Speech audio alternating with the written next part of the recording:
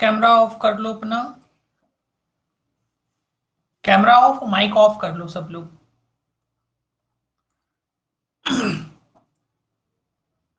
Good evening, good evening, good evening. अब फटाफट आ जाओ सब लोग। आवाज सही आ रही है? एक बार क्लियर कर देना जरा। एक बार वॉइस देख लेना, सही आ रही है? Good evening, good evening, good evening. एक बार वॉइस के बारे में बता दो, वॉइस क्लियर है? ओके, ओके, ओके, ठीक, ओके। चलो फिर क्लास स्टार्ट करते हैं हम लोग। ये वेट कर लें 2-3 minute. Good evening.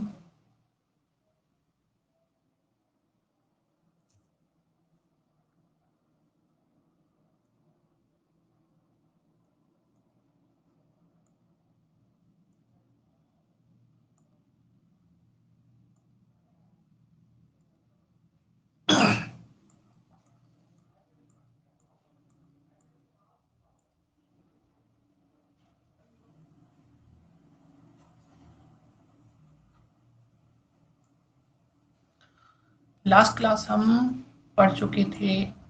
Good evening, good evening, good evening.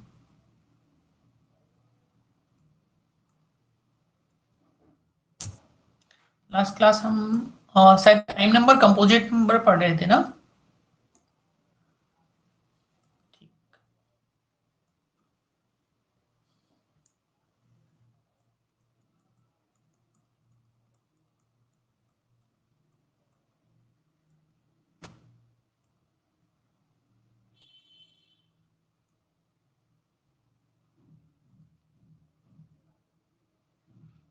यहाँ तक पढ़ लिया था हमने, ठीक है।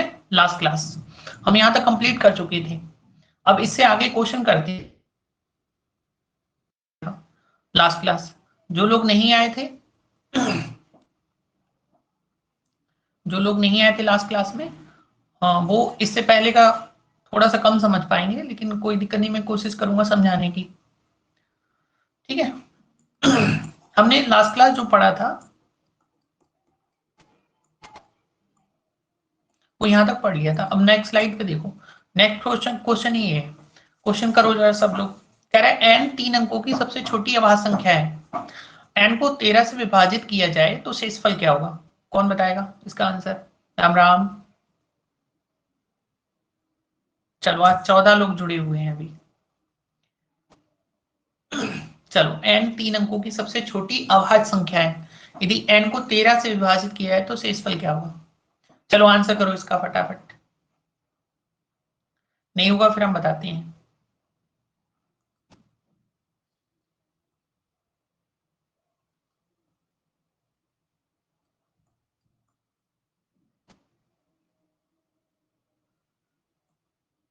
नौ आएगा। चलो पहले तो देखो आप, अगर आपसे पूछे दो अंकों की सबसे छोटी संख्या क्या है अभाज्य में, तो समझना 11 है, ठीक है। दो अंकों की सबसे बड़ी संख्या पूछे तो 97 है, 97। तीन अंकों की सबसे छोटी पूछे तो 101 है, ठीक है। और तीन अंकों की सबसे बड़ी पूछे तो 997 है। आपको ये याद रखने हैं, ठीक है, कि दो अंकों की सबसे छोटी क्या है तो 11 है, और दो अंकों की सबसे बड़ी पूछे तो 97 है अभाज्य में। और अगर आपसे तीन अंकों की पूछे तो 101 है, और अगर आपसे तीन अंकों की सबसे बड़ी पूछे तो 997 है, ठीक है। ये वो संख्याएं हैं। अब क्वेश्चन जो देखो, जो दे रखा है वो पढ़ो क्या है। कह रहा है 3 अंकों की सबसे बड़ी है, एंड एक 3 अंकों की क्या है, सबसे छोटी है, सॉरी, सबसे छोटी अभाज्य संख्या है, तो सबसे छोटी क्या होगी? 101, यानी n की वैल्यू होगी 101। और 101 को हमें भाग कितने से करना है? 13 से। तुम्हें पता है 13 सत्ते कितना होता है? 91। अगर हम 101 में से 91 घटाएंगे कितना बचेगा? 10 शेष बचेगा, ठीक है। तो जिसका 10 आंसर है वो बिल्कुल सही है। 9 आंसर नहीं होगा इसका, एक बार चेक करो। ठीक है, आपको ये ध्यान रखना है, 101 3 अंकों की सबसे छोटी अभाज्य संख्या है। और और ये लास्ट क्लास हम पढ़ा चुके हैं भाज्य भाज्य के बारे में, ठीक है, समझ में आ गया। खाली थंब बना के भेज दिया करो एक बार। 16-17 लोग जुड़ गए हैं आज, बहुत अच्छी बात है, आज थोड़ा मजा भी आएगा। चलो अब नेक्स्ट क्वेश्चन देखो, नेक्स्ट क्वेश्चन करो जरा, थोड़ा जूम कर देते हैं। क्वेश्चन पढ़ो, क्वेश्चन और आंसर करो इसका। क्वेश्चन है, यदि m 0 से 50 के बीच की अभाज्य संख्या है और n 50 से 100 के बीच की अभाज्य संख्या है तो m माइनस n क्या होगा? ओके ओके ओके, अगला क्वेश्चन का आंसर करो सब लोग।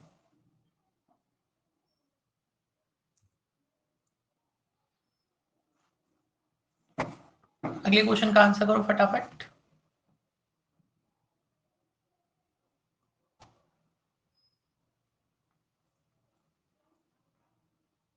आया किसी का आंसर?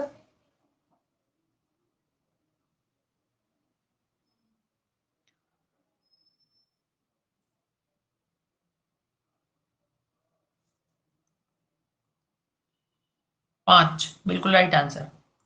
देखो हमने लास्ट क्लास बताया है कि 0 से 50 के बीच में कितनी अभाज्य संख्याएं होंगी, तो अगर हम बात करें तो 15 होंगी, ठीक है। और ये बोला है ये m है, m क्या है? 0 से 50 के बीच की अभाज्य संख्याएं हैं। और 50 से 100 के बीच में कितनी अभाज्य संख्याएं होती हैं, तो ध्यान रखना 10 होती हैं। और ये क्या बोल रहा है? n है, तो हमसे पूछा है m माइनस n, यानी 15 माइनस 10। बड़ा सिंपल क्वेश्चन है, आंसर हो जाएगा 5, ठीक है। और ये सारे पूछे गए किसी ना किसी एग्जाम में, तो आंसर हमारा हो जाएगा 5। नेक्स्ट क्वेश्चन करो।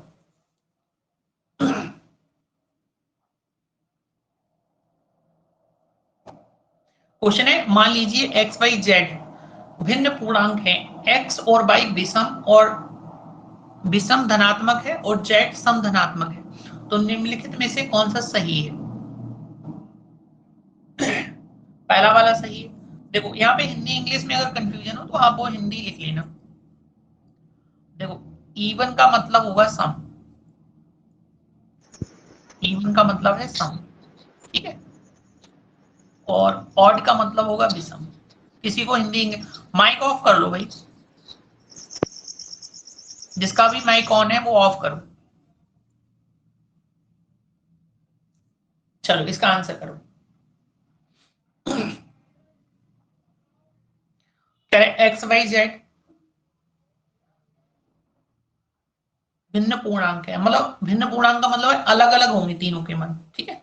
जिसमें एक्स और वाई विषम है और पॉजिटिव भी है, जेड एक सम है जो कैसी है, वो भी पॉजिटिव है। तो निम्नलिखित में से कौन सा सही है ये बताना है। कह रहे Z into X minus Y का होल स्क्वायर एक इवन है, Y into X minus Z का होल स्क्वायर इवन होगा, Y square into X minus Y X minus Z into odd होगा, या Y into X minus Z odd होगा, तो कौन सा सही होगा? समझ में आया किसी को अभी तक?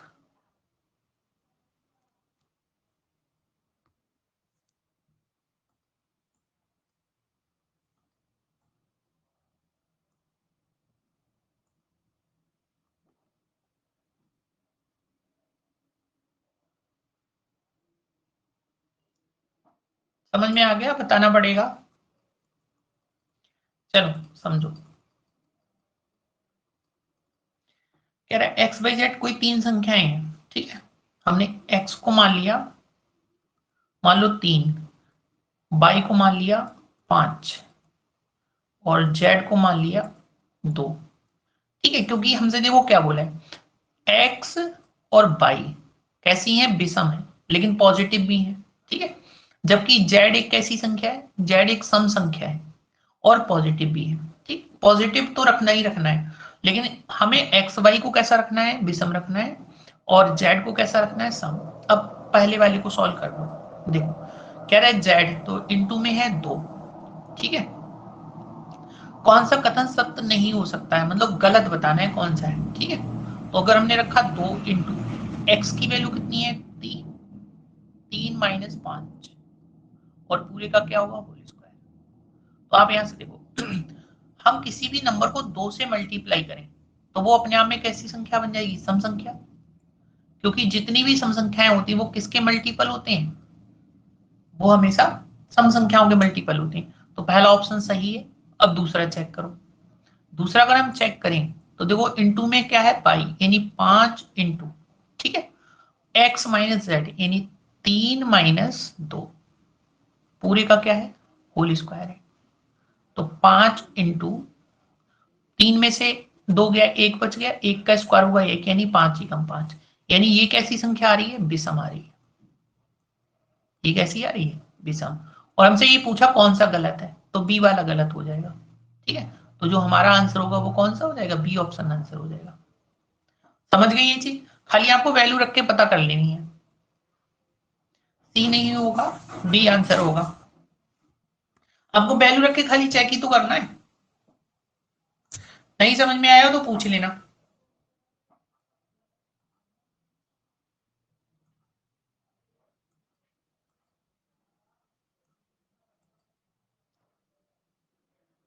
धर्मेंद्र,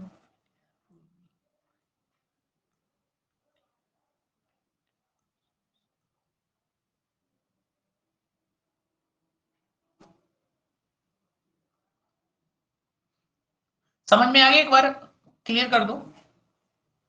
नहीं आया हो तो फिर से बताएं।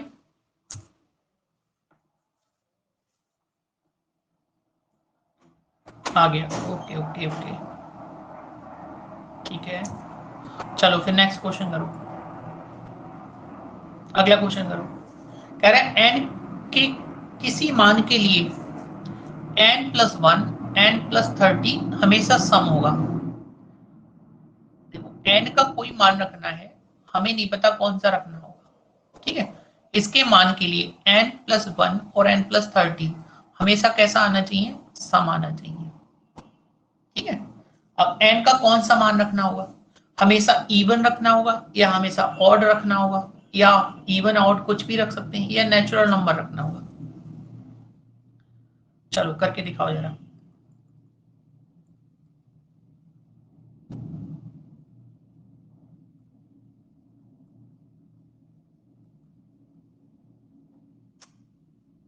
चलो करो सॉल्व। एन के किस मान के लिए होगा, अब देखो इसका सिंपल सा लॉजिक है।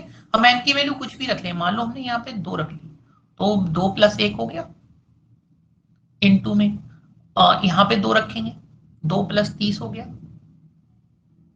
अब आप यहाँ से 2 और 1 कितना हो गया, 3, और 30 दूनी कितना हो गया, 32, 32 किया हो गया 96, 96।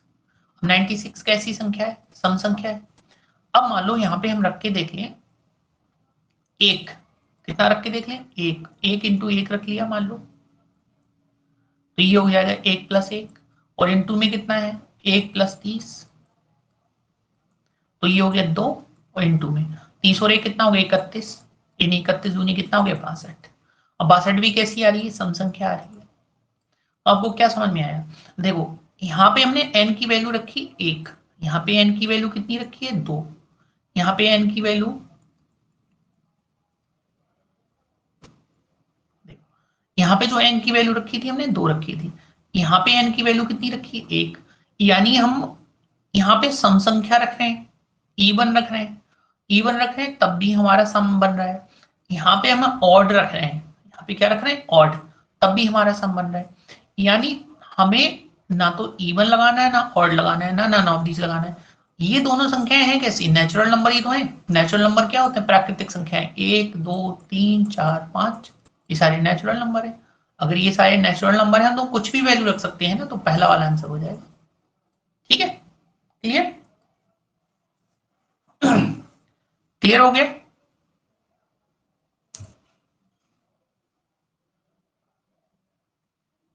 ओके ओके, ठीक, नेक्स्ट क्वेश्चन करो फिर। कह रहा है निम्नलिखित में से कौन सा सही नहीं है, गलत बताना है। पहला ऑप्शन है, एक ना तो अभाज्य है और ना ही भाज्य है, 0 ना तो धनात्मक है ना ऋणात्मक है, यदि P इंटू क्यू सम है तो P और Q हमेशा सम होंगे, √2 एक अपरिमेय संख्या है। तो देखो हमने तीनों क्वेश्चन आपको बताए हैं, ये बड़ा सिंपल है। हमने बोला था एक ना तो भाज्य ना अभाज्य, पहला वाला सही है, ठीक है। जीरो ना तो पॉजिटिव है ना नेगेटिव है, ये भी सही है।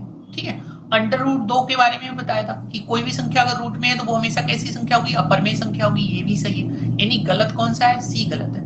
अब ऐसे तो हम ये भी सोच ऐसे भी लगा सकते हैं कि ये 3 गलत हो गए तो एक ही सही होगा, वरना इसका लॉजिक समझ लो। देखो अगर हम इसको सॉल्व करें तो सॉल्व भी कर सकते हैं।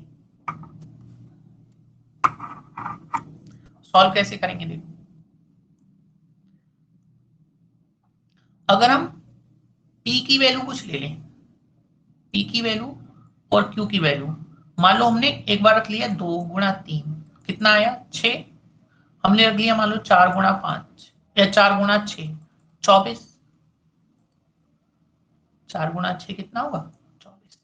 तो आपको यहां से क्या समझ में आया, देखो p और q हमेशा जरूरी नहीं कि सम ही हो, अगर हम सम रखेंगे दोनों को तब भी सम आएगा, अगर एक को सम एक को विषम रखें तब भी सम आएगा।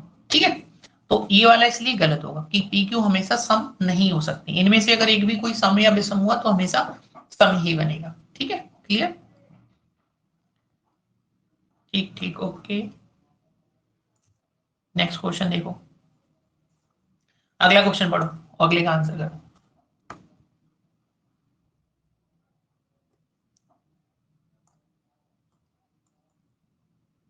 अगला निम्नलिखित में से कौन सी दो अभाज्य संख्याओं का योग हो सकता है।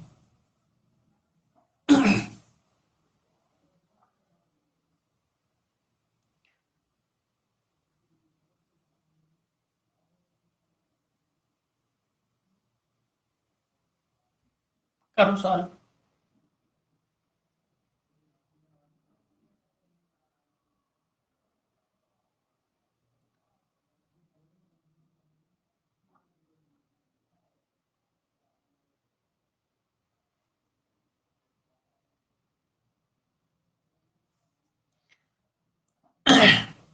ओके, नेक्स्ट क्वेश्चन करो।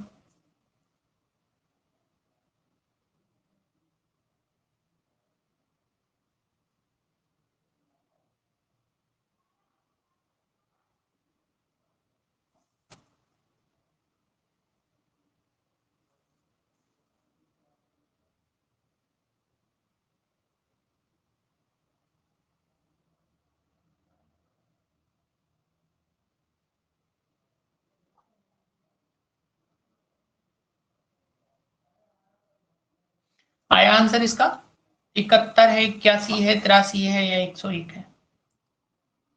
सी ऑप्शन, सी ऑप्शन गलत है बेटा। ये दो संख्याओं का योग होगा हमेशा, कह रहा है निम्नलिखित में से कौन दो संख्याओं का योग हो सकता है।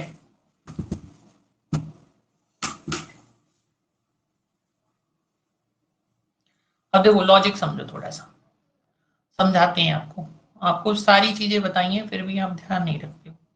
देखो अगर हम एक संख्या सम ले लें, चलो नंबर से ही समझाते हैं। मान लो हमने एक ले ली 3, यानी दोनों विषम ले लें, एक 3 ले ली एक 5 ले ली, कितना आया 8। हमने एक ले ली 7 और एक ले ली 11, कितना आया 16।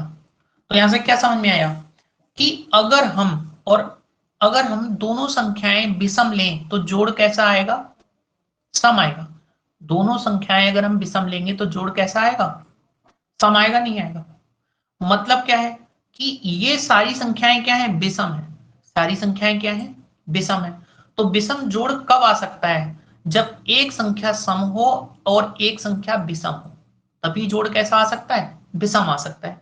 तो यहां से एक तो ये चीज तो क्लियर हो गई कि चाहे 71 हो, चाहे 81 हो, चाहे 83 हो, चाहे 101 हो, इनके अंदर दो होगा ही होगा, क्योंकि अभाज्य संख्याओं में एकमात्र संख्या दो ही है जो अभाज्य है। समझ गए। अब आप इसको तोड़ के देख लो, अगर हम इसको तोड़ के देखें तो आप देखो पहले वाले को तोड़ो, हम इसको लिख सकते हैं 71 को अगर हम तोड़ के लिखना चाहें तो इसको 2 + 69 लिख सकते हैं। अब 69 तो कट जाती है ना 3 से, ठीक, 3 दूनी 6, 3 तिया 9। ऐसे अगर हम 81 को लिखें तो 2 + 79 लिख सकते हैं 79। ऐसे 83 को लिखें 2 + 81 लिख सकते हैं। ऐसे अगले को लिखें 2 + 99 लिख सकते हैं। तो देखो 99 भी कटता है, 9 में 81 भी कटता है, कौन सा नहीं कट सकता है, 79। तो यानी बी ऑप्शन सही हो जाएगा। ठीक है, समझ गए? ओके, बी बिल्कुल राइट। नेक्स्ट, अगला क्वेश्चन करो। यदि p दो अभाज्य संख्याओं p1 और p2 का गुणनफल है तो p के बारे में क्या कहा जा सकता है?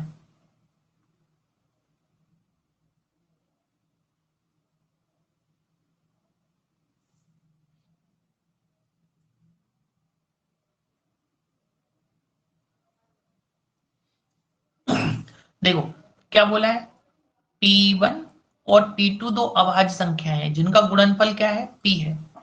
तो ये p हमेशा सम होगा, पहला ऑप्शन ये है कि मस्ट बी सम। ठीक है, अगला मस्ट बी इवन, ये इवन होगा यानी विषम होगा, या p के 4 फैक्टर होंगे, या पहला और दूसरा ऑप्शन सही होगा यानी a और c सही होगा। तो इसमें से बताना है कौन सा होगा। तो देखो ये चीज अभी हमने जस्ट बताई है, ऐसा जरूरी नहीं है कि मान लो हमने p की वैल्यू, p1 की वैल्यू रख दी 2,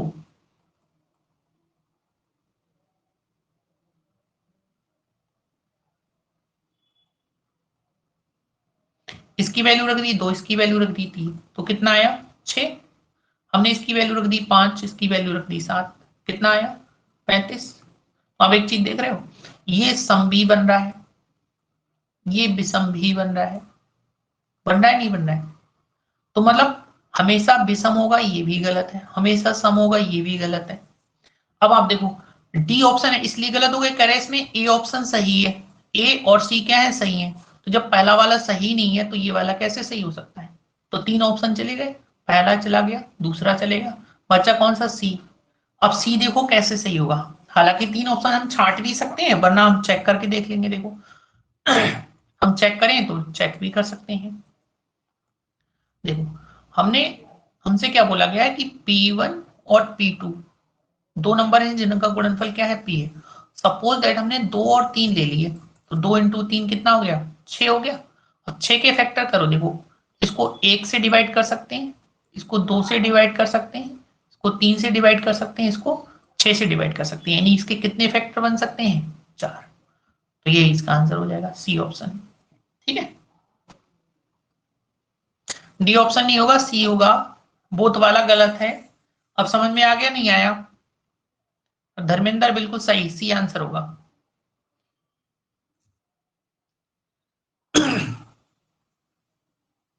अब क्लियर हो गया?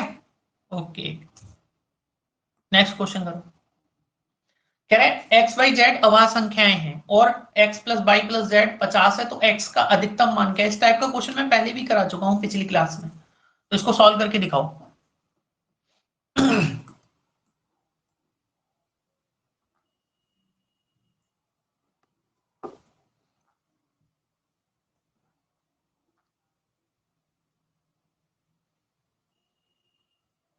सॉल्व करो।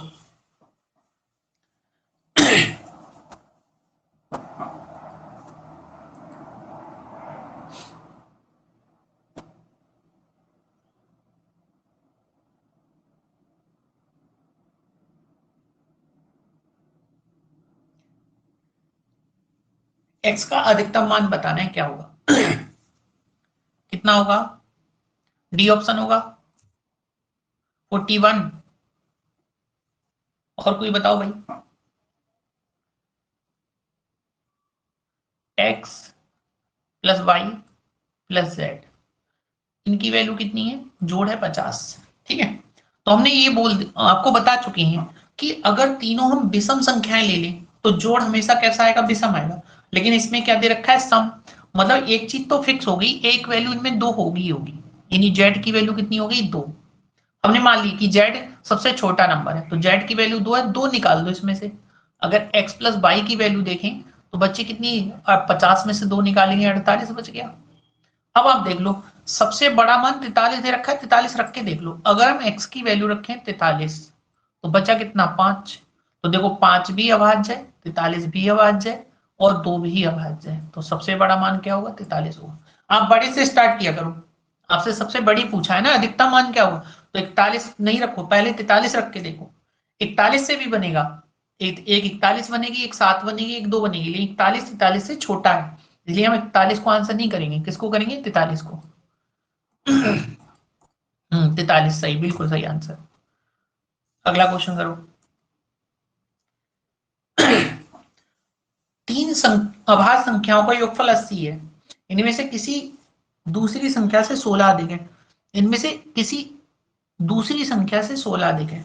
एक संख्या किसी दूसरी संख्या, ये होगा इनमें से एक संख्या किसी दूसरी संख्या से 16 अधिक है। तो इन संख्याओं में एक संख्या क्या है? एक संख्या 17 है, या 43 है, या 29 है, या 31 है। चलो बिल्कुल सेम क्वेश्चन है।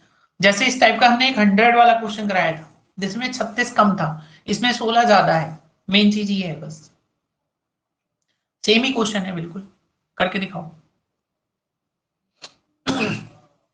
कोई तीन संख्या मान लो x, y और z तीन मान ली। कह रहे हैं इनका जोड़ कितना है? 80 है।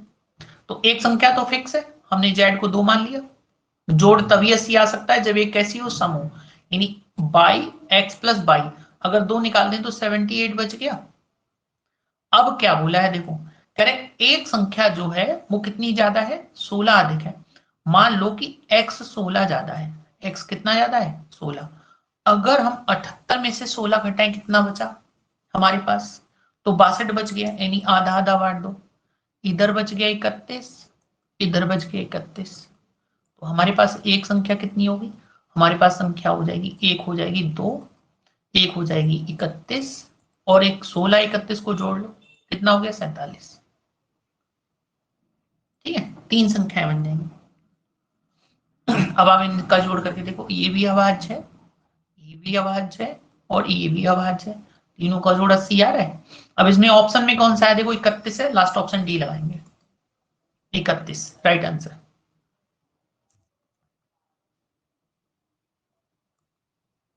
चलो अगला क्वेश्चन करो।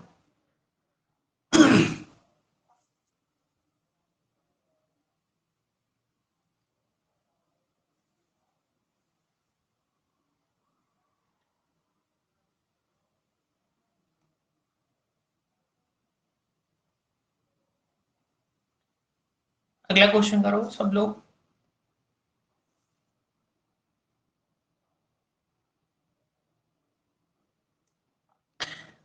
कह रहा है कि निम्नलिखित कथनों पर विचार कीजिए। पहला कथन है 101 से कम अभाज्य संख्या प्राप्त करने के लिए हमें 2 3 5 7 के सभी गुणकों को अस्वीकार करना होगा। ठीक है। और 121 से कम प्रत्येक मिश्रित संख्या 11 से कम अभाज्य संख्या से विभाज्य। अब इसका मतलब समझ लो। देखो इसका मैं मतलब समझा दूं कि हम अभाज्य संख्या को कैसे निकाल सकते हैं, अभाज्य संख्या हम किस तरह से प्राप्त कर सकते हैं। चलो मैं जरा एक बोर्ड ले लूं, उस पर समझाता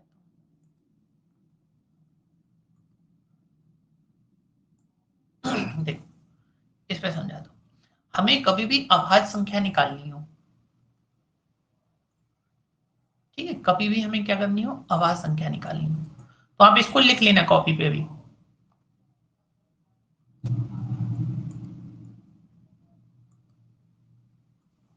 इसको कॉपी पे नोट करते जाओ। ठीक है। अगर हमें कभी भी अभाज्य संख्या निकालनी हो तो अभाज्य संख्या हम कैसे निकालेंगे? एक रूल तो याद रखोगे, 6 की टेबल। ठीक है, 6 की टेबल में एक नंबर ज्यादा करना है, एक नंबर कम करना है। सपोज दैट ऐसे मान लो कि हम इस वैल्यू को मान लें 6n। कितना मान लें? 6n। तो अगली संख्या इससे एक तो ज्यादा होगी, 6n प्लस 1 होगा, और एक संख्या अभाज्य में इनसे कम होगी।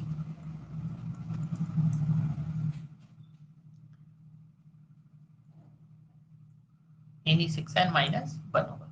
सपोज n की वैल्यू हमने एक रखा, 6 एकम 6। तो देखो 6 से एक ज्यादा कर दो 7, और 6 से एक कम कर दो यानी 5। दोनों कैसी है? अभाज्य संख्या। 6 दूनी कितना होता है? 12। 12 से एक ज्यादा कर लो 13, और 12 से एक कम कर लो 11। दोनों कैसी हैं? अभाज्य संख्या है। ठीक है। ऐसी 6 की 6 कितना होता है? 18। 18 से एक ज्यादा कर लो 18 से एक ज्यादा करेंगे तो कितना हो गया? 19, और एक कम करेंगे तो कितना हो गया? 17।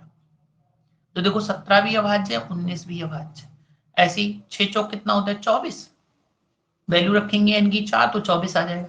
24 से एक कम ज्यादा कर लो कितना हो गया 25, 24 से एक कम कर लो कितना हो गया 19, सॉरी 23।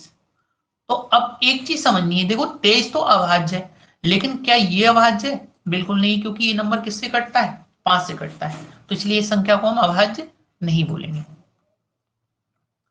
ठीक है। अब इससे आगे देखो, अगर हम 6 पंजे कर लें 30, कितना कर लें 30, तो 30 से एक ज्यादा कर लो 31, और 30 से एक कम कर लो 29, तो 29 भी अभाज्य है और 31 भी कैसी अभाज्य है। तो हम इस प्रकार कोई भी नंबर निकाल सकते हैं। जैसे आगे आगे हम और करना चाहें तो 6 छंग कितना होता है 36, 36 से एक ज्यादा कर लो कितना हो गया 37, 36 से एक कम कर लो। अब इतना तो आपको पता है कि 37 तो नहीं कटता है, लेकिन 35 तो कट जाता है ना, 35 कितने से कटता है 5 से, तो ये अभाज्य नहीं होगी। ऐसे ही 6 सत्ते कितना होता है 42, तो एक ज्यादा कर लो 43, एक कम कर लो 41। ठीक है। ऐसे ही 6 कितना होगा 48, 48 से एक ज्यादा करो 49, 48 से एक कम कर लो 47। अब आप देख लो 7 सत्ते कितना होता है 49 होता है, इसलिए ये अभाज्य नहीं होगी। ठीक है। ऐसी 8 6 48, 6 नीम कितना हो गया 54। अब 54 से एक ज्यादा कर लो 55, 55 कट जाती है 5 से, इसलिए नहीं होगी। एक कम कर लो 53। ठीक है, ये हो गई अभाज्य। 6 दशावन कितना हो गया 60, 60 से एक ज्यादा कर लो 61, 60 से एक कम कर लो 59, दोनों अभाज्य होंगे। तो 6 की टेबल से ऐसा जरूर नहीं कि सारे नंबर हमें मिल जाएं जो अभाज्य हैं, ऐसा जरूर नहीं कि 6 की टेबल में सारे नंबर मिलेंगे, लेकिन कुछ नंबर कुछ हद तक हमें ये पता चल जाएगा कि अगर 6 के मल्टीपल में है तो वो हो भी सकता है और नहीं भी हो सकता, ये क्लियर नहीं कह सकते हैं। ठीक है। नमस्ते। हाँ चलो देखो ये चीज क्लियर हो गई कि हम 6 की टेबल में अभाज्य संख्याओं तक पहुंच सकते हैं, लेकिन क्लियरली ये नहीं कह सकते ये संख्या अभाज्य है या नहीं है। अभाज्य संख्या निकालने का हम तरीका बताएंगे, अभाज्य संख्या कैसे पता कर सकते हैं ये अभाज्य है या नहीं है।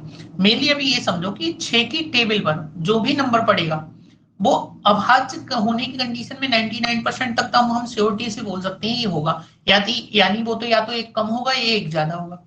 ठीक है। लेकिन ऐसा जरूरी नहीं कि वो अभाज्य हो, जैसे 55 है 55 नहीं होता है, 49 है नहीं होता है, क्योंकि ये नंबर कट जाते हैं किसी, हालांकि 6 के टेबल में एक ज्यादा या कम पे ही आते हैं, जैसे 35 हो गया 36 से एक कम आएगा, 48 से एक ज्यादा है 49, तो ये ऐसे नंबर कुछ मिल जाते हैं 6 की टेबल में जो कट जाते हैं। इससे श्योरिटी तो 90% नंबर तो हम निकाल सकते हैं, कुछ नंबर है जो नहीं जो कटते ही है वो भाज्य में ही काउंट होते हैं, और इतना आपको पता है वो कटेंगे किससे किससे नहीं कटेंगे। ठीक है। अब देखो कभी भी हमें अभाज्य संख्या ज्ञात करनी हो तो हम कैसे ज्ञात करेंगे, नेक्स्ट पेज पे समझो। जैसे हम बात करें 41, हमें नहीं पता ये नंबर अभाज्य नहीं है, तो कैसे पता करो, इसके पास वाला सबसे नियरेस्ट स्क्वायर देखो कौन सा है जो इससे बड़ा हो, तो बोले इसके पास अगर हम पहुंचे तो 49 होगा। 49 कितने का स्क्वायर है 7 का स्क्वायर है, 49 कितने का स्क्वायर है 7 का। ठीक है। 49 कितने का स्क्वायर है 7 का।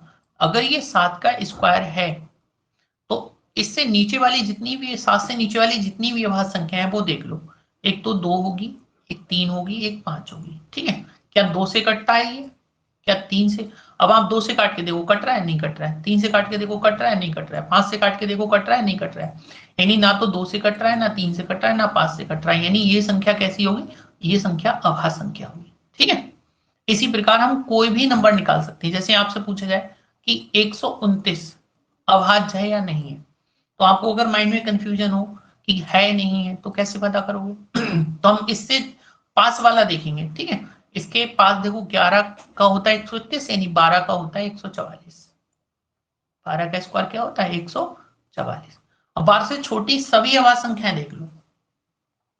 ठीक, 12 से छोटी अभाज्य संख्याएं क्या होगी, एक तो होगी 11, ठीक है, एक क्या होगी इससे पहले 7, इससे पहले 5, इससे पहले 3, इससे पहले 2। अब आप देखो 2 से कटता है नहीं कटता, क्योंकि 2 से तभी कट सकता है जब लास्ट में सम संख्या हो, तो 2 से नहीं कटेगा, 5 से नहीं कटेगा क्योंकि 5 से कटने के लिए 0 होना चाहिए। ठीक, 3 से काट के देखो 3 चौक 12, 3 3 यानी कट गया, तो ये अभाज्य संख्या नहीं होगी, कैसी होगी भाज्य संख्या होगी। तो अभाज्य संख्या निकालने में कोई भी दिक्कत नहीं आती। अब आप बताओगे कि इनमें से कौन सा नंबर अभाज्य है?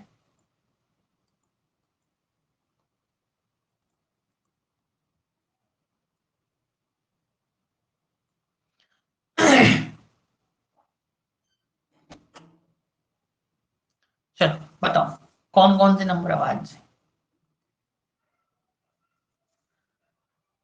हाँ सही है, एक ज्यादा एक कम पे बन सकता है, लेकिन एक चीज तो समझो, 6 के मल्टीपल में जो नंबर आते हैं वो एक ज्यादा एक कम पे सारे नहीं बनते हैं। ये मैंने अभी बताया ना कि अगर मान लो एक ज्यादा कम पे हम 6 की वैल्यू पर निकाल रहे हैं, 6 चौक 24, 6 और 6 चौक 24 हो गया, 24 से 1 का प्लस करोगे तो 25 हो गया। लेकिन ये तो आपको पता है ना 25 अभाज्य नहीं होती है, इतना तो खैर आपको पता ही होगा, अभाज्य संख्याएं जो किसी से भी ना कटे, लेकिन 2505 से कटता है। तो ये आपको थोड़ा सा कुछ समझना पड़ेगा, ठीक है। लेकिन इसका मेन रूल यही है कि हम कैसे निकालेंगे, जैसे 281 कट रहा है नहीं कट रहा है कैसे देखोगे। अब 281 के पास वाला देखो, हमें देखें तो 30 का स्क्वायर होता है, 30 का स्क्वायर कितना होता है 900। ठीक, 30 का स्क्वायर कितना होता है 900। अब आप देख लो या आप एक काम करो, अभाज्य संख्या का स्क्वायर देखो। अभाज्य संख्याओं में अगर हम देखें तो कौन सा होगा 17 होगा, 17 का स्क्वायर होता है 289। ठीक है, अभाज्य संख्याओं का सिर्फ देखो, क्योंकि हमें अभाज्य संख्याएं देखनी है काउंट करके। 17 का स्क्वायर कितना होता है 289। अब 289 से तो ये छोटा है, अब 217 से नीचे के जितने भी नंबर हैं वो सारे लिख लो। 17 से पहले क्या आता है देखो 13, 13 से पहले आता है 11, 11 से पहले आता है कितना 7, 7 से पहले आता है 5, 5 से पहले आता है 3, 3 से पहले आता है 2। देखो 2 से कटेगा नहीं क्योंकि लास्ट में सम संख्या नहीं है, तो 2 हटा दो। 3 से काट के देखो, 3 नियम 27 नहीं कट रहा है। ठीक, 5 से कटेगा नहीं, लास्ट में 0 या 5 होने चाहिए। 7 से देखो, 7 चौक 28 नहीं कट रहा है। 11 से काटो, 11 दूनी 22, कितना बच गया 6 नहीं कट रहा है। 13 से काटो, 13 दूनी 26, बचा कितना 2 नहीं कट रहा है। यानी एक ऐसी संख्या होगी अभाज्य संख्या होगी। अब इसको भी देख लो काट के इन्हीं नंबर से। देखो 2 से काटो, 2 से काटने के लिए लास्ट में क्या होने चाहिए सम। 3 से काटो, 3 अट्ठे 24 नहीं कटेगा। 5 से काटो, 5 से कटेगा नहीं। 7 से काटो, 7 तियां 21, कितना बच गया 5, 59 नहीं कट रहा है। ठीक, 11 से काटो, 11 दूनी 22 नहीं कट रहा है। 13 दूनी 26 नहीं कट रहा है। ठीक है, तो हम इस तरह से निकाल सकते हैं। अब जैसे इसका देखो निकालना है, तो आप देखो 11 के बाद क्या आता है 13 आता है, तो 13 का स्क्वायर कितना होता है 129, छोटा है ना ये, तो 13 से सभी छोटे नंबर ले लो, 11, 7, 5, 3 और 2।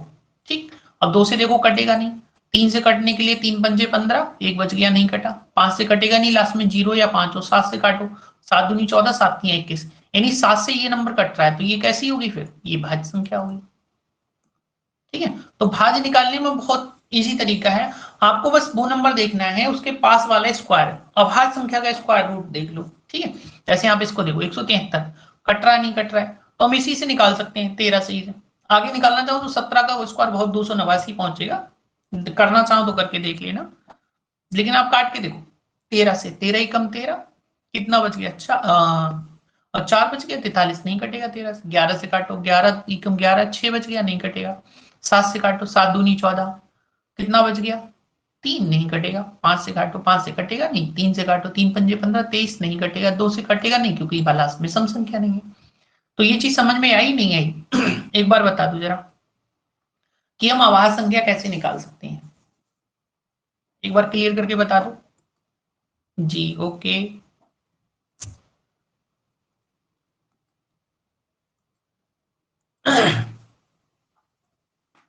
ओके। हाँ, अब इसका आंसर करोगे जो क्वेश्चन दिया था हमने।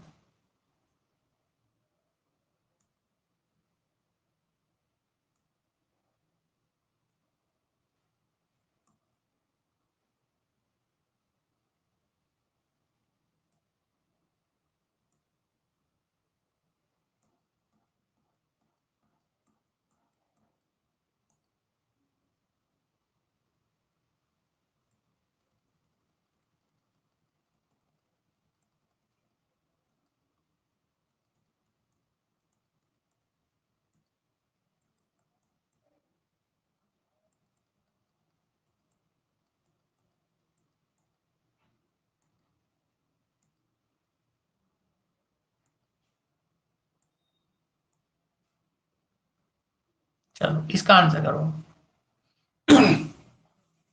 देखो पहली स्टेटमेंट क्या है, 103 से कम अभाज्य संख्या प्राप्त करने के लिए 2, 3, 5, 7 के सभी गुणकों को अस्वीकार करना होगा। अब आप देख लो, अगर हम बात करें 103, कितने की बात करें, 103 की, एक मिनट रुको, देखो 103, अब 103 अगर हम देखें तो ये किसके स्क्वायर से छोटा है, तो बोलेंगे 11 के स्क्वायर से छोटा है। 11 का स्क्वायर कितना होता है, 121। तो इससे छोटे के सभी नंबर ले लो, 7, 5, 3 और 2। तो देखो 2 से कट रहा है क्या, नहीं कट रहा है। 3 से कट रहा है, 3 3 9 नहीं कट रहा है। 5 से कटेगा नहीं, लास्ट में क्या नहीं है, 0 नहीं है, और या 5 नहीं है। 7 से देखो, 7 ही कम 7, 3 बच गया, 33 नहीं कटेगा। यानी चारों नंबर हमें अस्वीकार करने होंगे, क्योंकि चारों से नहीं कटेगा।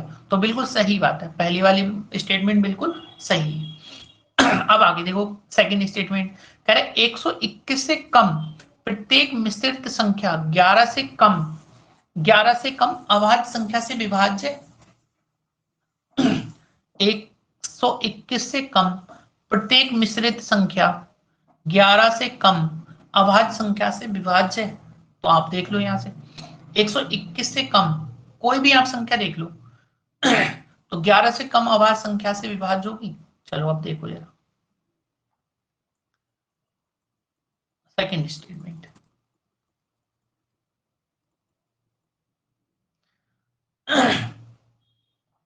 देखो 121 से कम, 121 से कम कोई भी नंबर ले लो, 120 ले लो, 119 ले लो, 115 ले लो, 114 ले लो, ठीक है। अब आप देख लो 11 से कम जितनी भी अभाज्य संख्या है वो किस, उससे क्या है, विभाज्य यानी डिवाइड होती है।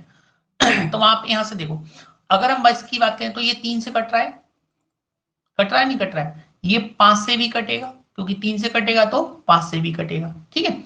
अब आगे देखो, अगर हम इसको काटें तो 7 से कट रहा है, 17 7 119, ठीक। तो देखो 3 से भी कटा, 5 से भी कटा, और ये 2 से कट रहा है, कट रहा है नहीं कट रहा है। तो 11 से कम जितनी भी अभाज्य संख्याएं, 11 से कम अभाज्य संख्याएं कौन कौन सी है, 2 है, 3 है, 5 है और 7 है, उनसे देखो ये नंबर कट रहे हैं। यानी 121 से कोई भी आप कंपोजिट नंबर ले लो, भाज्य संख्या ले लो, वो हमेशा किससे कटेगी, इन नंबर से कटेगी ही कटेगी कोई ना कोई। तो यानी दूसरा कथन भी बिल्कुल क्या है, सत्य है। यानी दोनों कथन कैसे हैं, सत्य। यानी सी ऑप्शन हो जाएगा बोथ, ठीक है। ए ऑप्शन नहीं, सी ऑप्शन होगा कुणाल। अब समझ में आई, आ गई ये बात नहीं, C is right, okay. Next question करो। यदि एक्स 0 से 100 के बीच की अभाज्य संख्याएं हैं और बाई 90 से 100 के बीच की अभाज्य संख्याएं हैं, तो बाई -3x के बारे में क्या है। चलो हाँ, इसको सॉल्व करो। देखो हमने आपको अभाज्य संख्याएं बताई हैं, क्या बोला है, एक्स जो है 0 से 100 के बीच की अभाज्य संख्याएं कितनी होती है, टोटल 25। कितनी होती है, 25। इसी प्रकार हमसे बोला है कि बाई जो है वो 90 से 100 के बीच की अभाज्य संख्याएं, बताओ कितनी होती है 90 से 100 के बीच में।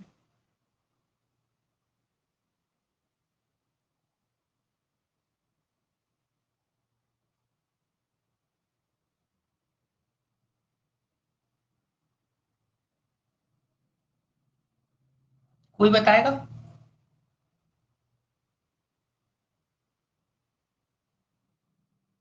एक होती है सिर्फ 97, ठीक है। तो ये 25 हो गई एक्स की वैल्यू, ये वैल्यू कितनी हो गई, 1 हो गई। अब सॉल्व कर दो, क्या बोला है, बाई -3x का मान क्या है।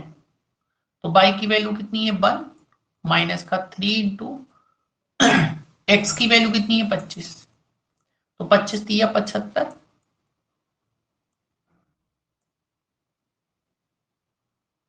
75 हो गया, और 75 माइनस का है और प्लस का कितना, 1, यानी आंसर माइनस का 74 होना चाहिए, 74। ठीक है, एक बार चेक करो जरा। If x is number of prime between 0 and 100 and y is the prime number between 99 and 100, then what is y -3x equal to 25, ठीक है।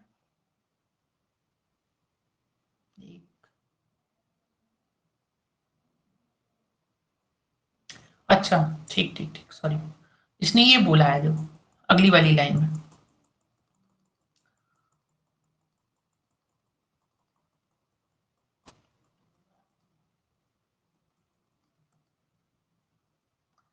अगली वाली लाइन में ये बोला गया है, सॉरी।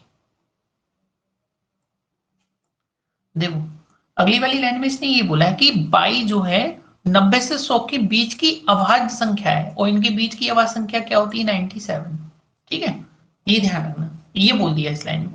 इसमें देखो क्या बोला है, बाई एक्स जो है वो 0 से 100 के बीच की अभाज्य संख्या है, तो टोटल अभाज्य संख्याएं होती है 25, और बाई जो है 90 से 100 के बीच की अभाज्य संख्या है, और इनके बीच की अभाज्य संख्या क्या होती है? 97 होती है। अब सॉल्व कर लो इसे।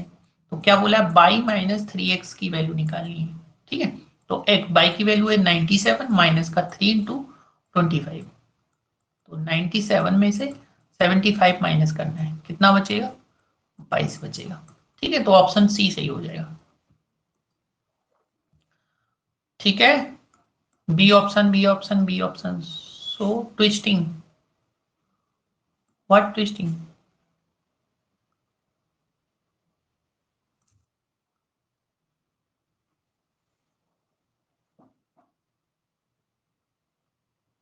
समझ में आ गया ये वाला क्वेश्चन? हाँ, घुमा हुआ है क्वेश्चन। सर समझे नहीं आए? अच्छा, समझ में नहीं आए। हाँ देखो, अब भाषा पढ़ो आप। आपसे ये बोला है यदि x x जो है वो 0 से 100 के बीच की अभाज्य संख्याएं हैं, अभाज्य संख्याओं की संख्या है, तो 0 से 100 के बीच में टोटल बेटा अभाज्य संख्याएं होती है 25। ठीक है, और आगे ये बोला है बाई जो है वो 90 से 100 के बीच की अभाज्य संख्या है। आप इस लाइन को ध्यान से पढ़ो। ठीक है, और 90 से 100 के बीच में अभाज्य संख्या आती है 97। ठीक है, यहां से बोला इनके बीच की कुल अभाज्य संख्याओं की संख्या है 25। ठीक है, और ये 90 से 100 के बीच में जो अभाज्य संख्या आती है वो आती है 97।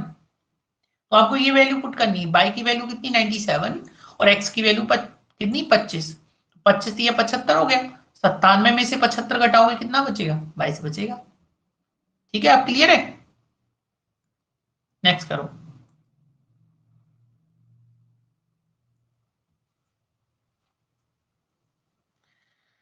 ओहो, गैरेज बीच की, देखो भाई बीच की।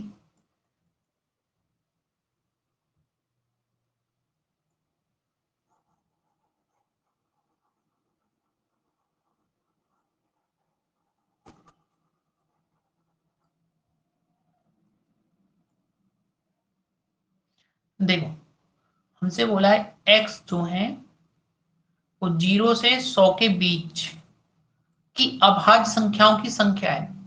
अभाज्य संख्याओं की संख्या कितनी होती है? 0 से 100 के बीच में 25, और बाई 90 से 100 के बीच की अभाज्य संख्या है। ठीक, 90 से 100 के बीच अभाज्य संख्या है, और इनके बीच में जो अभाज्य संख्या आती है वो आती है 97। ठीक है, ये है इसका मतलब।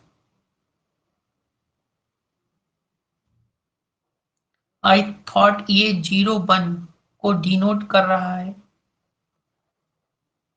01 को डिनोट कर रहा है।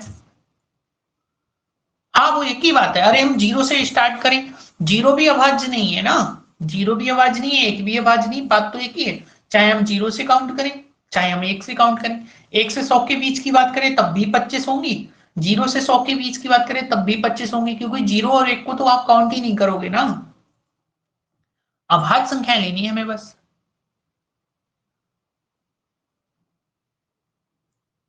अरे वो टाइपिंग मिस्टेक है ना, इतना तो हमें समझना पड़ेगा। ये लिखा है देखो, 90 और 100 के बीच अभाज्य संख्या है, ठीक, तो बीच की ये होना चाहिए, वो इतनी टाइपिंग मिस्टेक है। वरना इंग्लिश में तो लिखा है by is the prime number between 90 and 100, यानी जो बाई है वो प्राइम नंबर है किनके बीच का? 90 और 100 के बीच का है।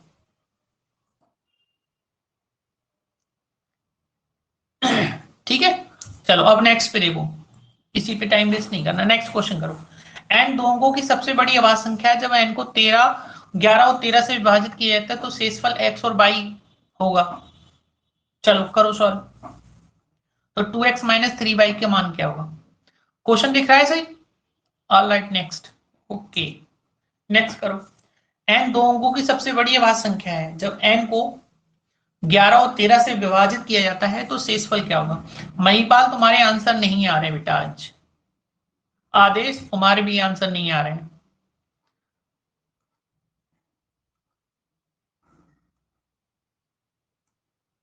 महिपाल गायब है आंसर करो।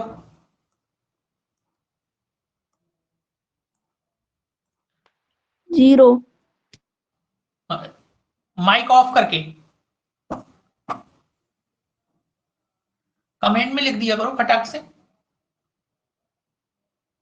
क्योंकि ये आवाज सबके पास जाती है, दिक्कत ये है ना। और हम ये यूट्यूब पे डालेंगे तो आवाज सबकी जाएगी, इसलिए माइक ऑफ करा रखा है।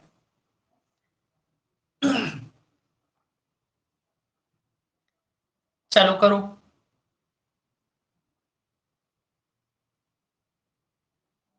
देखो बोला एन दो अंकों की सबसे बड़ी अभाज्य संख्या है। किसी का आंसर नहीं आया अभी, सिर्फ एक का ही आंसर आया है, 0। सी 0, सी ऑप्शन 1। चलो देखते हैं। कह रहे एन दो अंकों की सबसे बड़ी अभाज्य संख्या है, और जस्ट अभी 10 मिनट पहले हमने बताया दो अंकों की सबसे बड़ी अभाज्य संख्या होती है 97। और कह रहा है ये है एन, ये कितना है एन। अब कह रहे इसको 11 और 13 से भाग किया जाता है। एक बार 11 से भाग करते हैं और एक बार कितने से? 13 से। तो हम 11 से भाग करो, 11 अट्ठे 88 होता है। 88 इसमें से माइनस करेंगे, कितना शेष बचेगा? 9। ठीक। 13 सत्ते 91 करेंगे तो कितना बचेगा? 6। इतनी चीज समझ में आई? 11 अट्ठे 88, 88 इसमें से माइनस करो, कितना बचा? 9। 13 सत्ते 91, कितना बचा? 6। और हमसे वैल्यू पूछा कितना है? 2x minus 3y। ठीक है, तो 2x, ठीक, ये x का मान हो गया, ये y का मान हो गया, लगा दो वैल्यू। 6 माइनस 3 गुणा, सॉरी x की वैल्यू 6 नहीं है, 9 है, इसकी वैल्यू है 9। ठीक है, 3 गुणा 6, तो 9 दूनी 18 माइनस 6 3 18, 18 में से 18 गया, क्या बचा? 0। ठीक है, ऑप्शन डी सही होगा। 1 नहीं आएगा, 0 आएगा। ठीक है।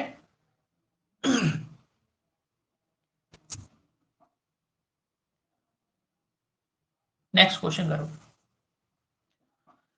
p और p प्लस 1 दोनों अभाज्य संख्या है, तो p माइनस 1 के बारे में क्या कहा जा सकता है? चलो करो सॉल्व। ये बहुत इजी क्वेश्चन है, हम बता चुके हैं इसके फैक्ट के बारे में। देखो, जिसको हिंदी इंग्लिश समझ में ना आया वो समझ लो। पहले वाले का मतलब है कि इट इज प्राइम नंबर, ये एक भाज्य संख्या, सॉरी अभाज्य संख्या होगी। प्राइम नंबर का मतलब क्या होता है? अभाज्य। ये एक अभाज्य संख्या होगी, पहला ऑप्शन। दूसरा, it is composite number, composite का मतलब होता है भाज्य, ये एक भाज्य संख्या है। अगला है it is square, it square is a composite number, ये भाज्य का स्क्वायर है। ठीक, अगला है it has only factor, one factor. चलो, इन्हीं एक का गुणनखंड है, ये बताने 4 ऑप्शन है। अब देखो बड़ा सिंपल है, हमने लास्ट क्लास आपको ये चीज समझा रखी है सारी। अगर ये संख्या p है और ये p प्लस 1 है, ठीक है, तो इनके बीच में आप अंतर देखो कितने का है? एक का है, नहीं है। और एक का अंतर तभी आ सकता है जब ये संख्या 2 हो और ये कितनी हो? 3 हो। यानी पहला नंबर 2 हो और दूसरा नंबर क्या हो? 3 हो। क्योंकि अभाज्य संख्याओं में 2 और 3 के अलावा कोई भी ऐसे नंबर नहीं है जिनमें एक का डिफरेंस है। ठीक, तो हमें ये चीज क्लियर हो गई, p की वैल्यू क्या है? 2 है। p की वैल्यू क्या है? 2 है। अब आप देख लो, हमसे पूछा क्या है? p माइनस 1, यानी 2 माइनस 1, 2 माइनस 1 क्या होगा? 1। और 1 क्या है? 1 का फैक्टर है, लास्ट वाला ऑप्शन हो जाएगा। क्योंकि देखो हमने क्या बताया एक के बारे में, एक ना भाज्य है ना अभाज्य है, तो पहला वाला भी नहीं होगा, ना भाज्य होगा ना अभाज्य होगा। और जब भाज्य अभाज्य नहीं है तो अभाज्य का स्क्वायर कैसे होगा फिर? ठीक, एक क्या है? It is only one factor, यानी एक का गुणनखंड है ये। ठीक है, लास्ट ऑप्शन डी हो जाएगा, बी नहीं होगा, डी ऑप्शन होगा रूबी। दिमाग लगा के थोड़ा करो भाई, तुक्केबाजी नहीं करना है। नेक्स्ट क्वेश्चन करो।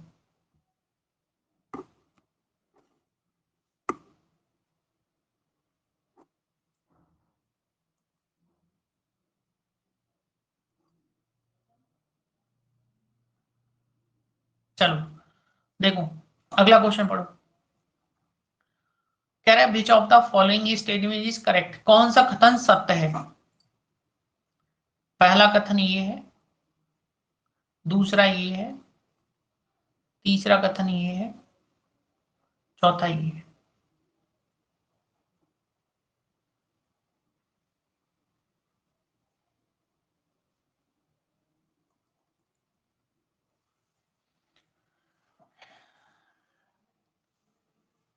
देखो पहला कथन क्या है समझो, कह रहे सभी अभाज्य संख्याओं को 6k+-1 के रूप में दर्शाया जा सकता है, इसका विपरीत भी सत्य है। तो देखो इसका मतलब क्या है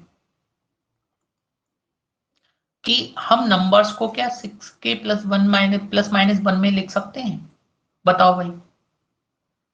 अभाज्य संख्याओं को अगर हम 6n+1 और 6n-1 लिखें तो ऐसा जरूरी नहीं है कि दोनों संख्याएं कैसी हो, अभाज्य। जैसे हमने भी बताया था 6 की टेबल में कुछ नंबर ऐसे आ रहे थे, 25 आ रहा था, 6 चौक 24 होता है, तो एक प्लस करेंगे 25, एक कम करेंगे तो 23 आ रहा था। तो ऐसा जरूरी नहीं है कि दोनों संख्याएं कैसी हो, दोनों संख्याएं अभाज्य हो। ठीक, सभी संख्याएं अभाज्य नहीं होंगी 6 की टेबल वाले में, समझ गए। और इसका विपरीत भी सत्य है, तो विपरीत कैसे सत्य हो जाएगा, हम इसका उल्टा भी तो बोलेंगे। 25 अगर हम देखें तो 25 एक ज्यादा है या एक कम है, 24 से एक ज्यादा है या कम है, तो इसका विपरीत भी तो गलत होगा। तो पहला ऑप्शन क्या है, गलत है। दूसरा ऑप्शन पढ़ो, सभी अभाज्य संख्याओं को 6k+-1 के रूप में दर्शाया जा सकता है और इसका विपरीत सत्य नहीं है। ठीक है, हाँ अब यहां से देखो कह रहे सभी संख्याओं को 6k+-1 के रूप में दर्शाया जा सकता है। इस लाइन को ध्यान से समझोगे, कंडीशन है। हाँ बिल्कुल सब दर्शा सकते हैं। जैसे अगर हम बात करें कि 6 छंग कितना होता है 36, तो 36 से एक प्लस करोगे 37, 36 से एक कम करोगे 35, तो 35 तो नहीं होती है। लेकिन अगर हम इसकी जगह पे ये ले लें 6×3=18, तो 18 से एक प्लस करोगे 19, 18 से एक कम करोगे 18 से कम करोगे तो कितना हो जाएगा 17। तो देखो दोनों कैसी हैं, अभाज्य संख्याएं। तो हाँ ये कंडीशन हो सकती है कि दोनों अभाज्य आ जाएं, लेकिन इसका विपरीत जरूरी नहीं है कि विपरीत हो ही ऐसा। ठीक है, तो हमारा कौन सा ऑप्शन सही होगा, बी ऑप्शन। अब सी देखो क्यों नहीं सही होगा, सी ऑप्शन देखो क्या है, अभाज्य संख्याओं के एक से अधिक युग्म मौजूद हैं जिनका अंतर एक है। नहीं, हमने क्या बोला, अंतर सिर्फ 2 और 3 के बीच में ही एक आता है, इसके अलावा कोई भी ऐसा जोड़ा नहीं है जिसका अंतर एक हो, तो इसलिए ये वाला क्या होगा, गलत होगा। ऐसे डी ऑप्शन देखो, एक अभाज्य संख्या के 2 से अधिक गुणनखंड हो सकते हैं, बिल्कुल नहीं हो सकते। अभाज्य संख्याओं में केवल 2 ही गुणनखंड बन सकते हैं, दो अपने आप, या तो एक बनेगा। अभाज्य संख्याओं में कितने गुणनखंड बन सकते हैं, केवल केवल दो, दो से ज्यादा कभी नहीं बन सकते। जैसे 2 के फैक्टर करें या तो एक बनेगा या 2 बनेगा, 3 के फैक्टर करें या तो एक बनेगा या 3 बनेगा, 2 से ज्यादा फैक्टर नहीं बन सकते हैं। तो कौन सा ऑप्शन सही हो जाएगा हमारा, इसमें बी ऑप्शन सही हो जाएगा। ठीक है, क्लियर हो गया। अभी बताया सर कि बी ऑप्शन में भी तो हो सकता है ये 6 चौक 24, लेकिन हाँ इसमें विपरीत तो सत्य नहीं हो सकता है ना। देखो आप क्वेश्चन ध्यान से नहीं पढ़ रहे हो, मेन दिक्कत ये है।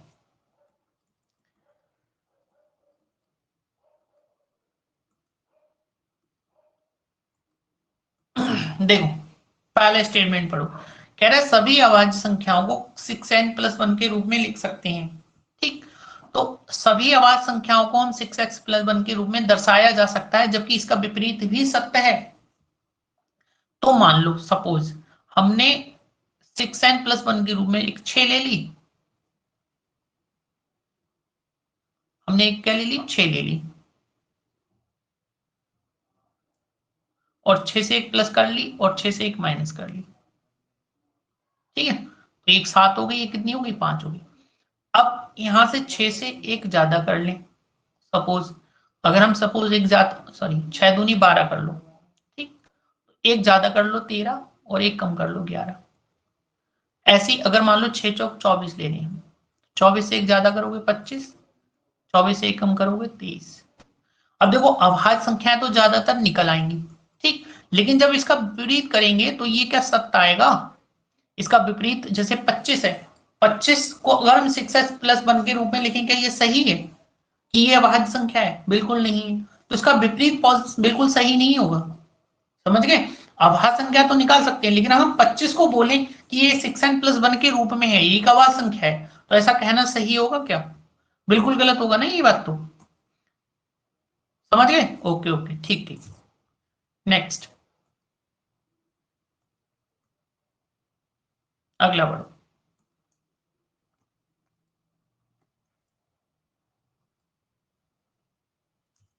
नेक्स्ट पढ़ो। ये वाला तो शायद हो गया था ना, हाँ ठीक, ये वाला हो गया। ये पढ़ो, इसको सॉल्व करो। कह रहा है प्रत्येक 3k प्लस 1 की अभाज्य संख्या को 6m के रूप में दर्शाया जा सकता है, तो जब k क्या हो, विषम हो, k सम हो, k विषम या सम दोनों हो सकता है, ऐसा कोई भी रूप संभव नहीं है।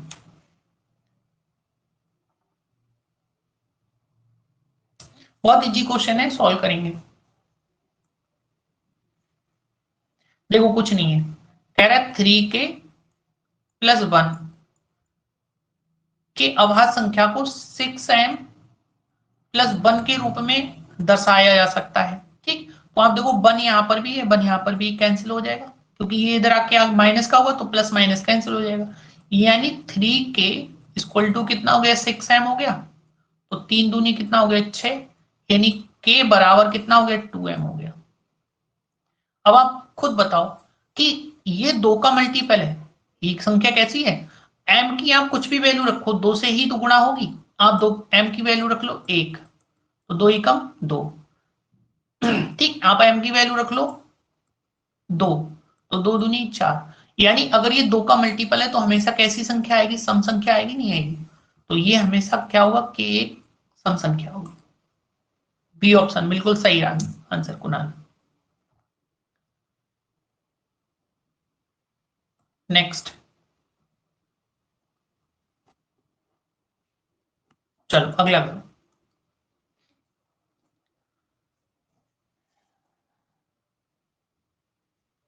देखो लिखा है N square minus 13, N square minus 11, N square minus 9 अभाज्य संख्याएं हैं, तो एन के संभावित मानों की संख्या क्या है। देखो अगर कोई चीज क्लियर नहीं है तो तुरंत मैसेज कर दिया करो कि हाँ ये चीज क्लियर नहीं हुई है, समझ गए, क्योंकि क्लियर करके जाओ क्लास से, ये नहीं मन में डाउट लेके जाना है, तो आप क्लियर करके जाओ, कोई भी डाउट है माइंड में आए तो तुरंत पूछ लिया करो। ओके ओके, चलो इसका आंसर करो फटाक से। कह रहा है N square minus 13, N square minus 11, N square minus 9 अभाज्य संख्या है, तो एन के संभावित मानों की संख्या क्या है, जहां एन एक पूर्णांक है।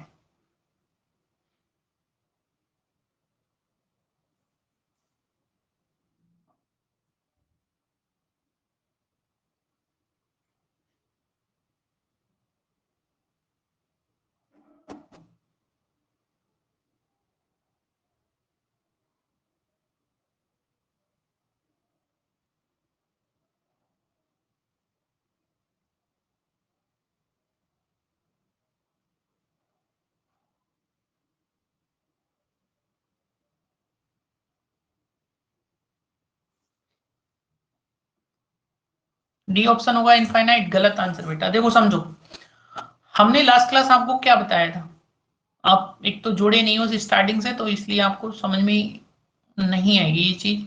अब आप एक बार क्लियर करो इस चीज को। देखो देखो आप एक चीज देखो, ये एक संख्या है,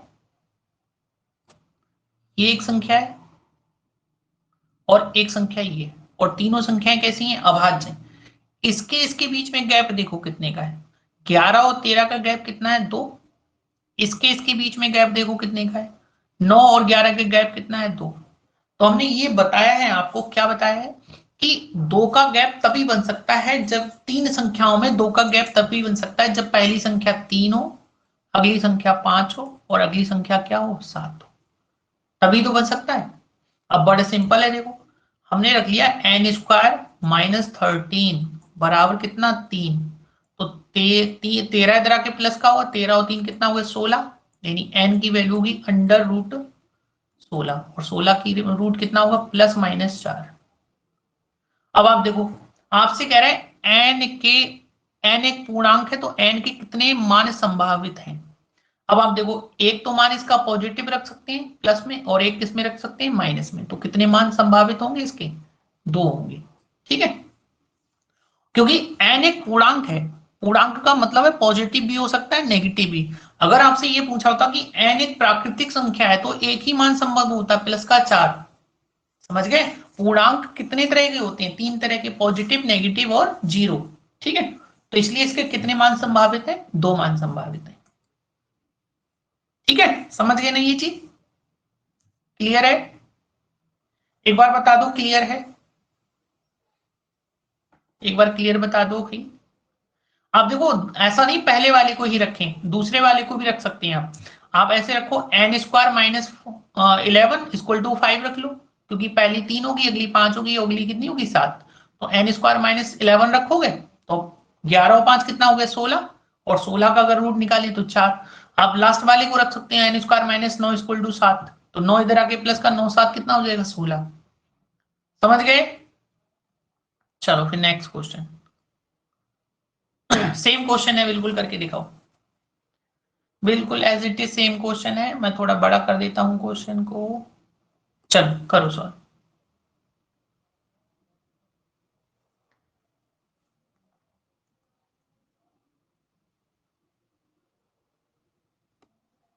चलो करके दिखाओ भाई, बिल्कुल सेम क्वेश्चन है, करके दिखाना है सॉल्व करके। कह रहे हैं n² - 13 33 n² - 33 n² - 31 n²।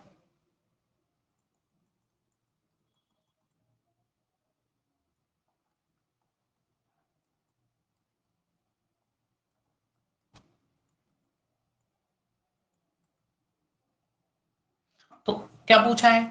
n के संभावित मानों की संख्या क्या है यदि n एक पूर्णांक है? करो सॉल्व भाई, बिल्कुल सेम क्वेश्चन है। देखो 31 और 33 के बीच में कितने का गैप है? 2 का। 31 और 29 के बीच में कितने का गैप है? 2 का। तो यानी ये क्लियर हो गया कि पहली संख्या तो है 3, अगली संख्या है 5 और अगली संख्या क्या है? 7 है। यानी हम ये बोल सकते हैं n² - 33 बराबर हम कितना रख सकते हैं? 3। तो 33 और 3 कितना हो गया? 36। यानी n² बराबर हो गया 36। n बराबर कितना होगा? √36। और 36 का रूट कितना होगा? +-6। अब पूर्णांक है तो दोनों मान संभव होंगे, प्लस का 6 और माइनस का 6। तो ठीक है, क्लियर है? चलो नेक्स्ट क्वेश्चन करो, बिल्कुल सेम क्वेश्चन है, करके दिखाओ। आप लोग आंसर नहीं कर रहे हो आज बिल्कुल, पता नहीं, समझ में नहीं आ रहा, पता नहीं क्या नहीं आ रहा है, तो एक बार बता दो।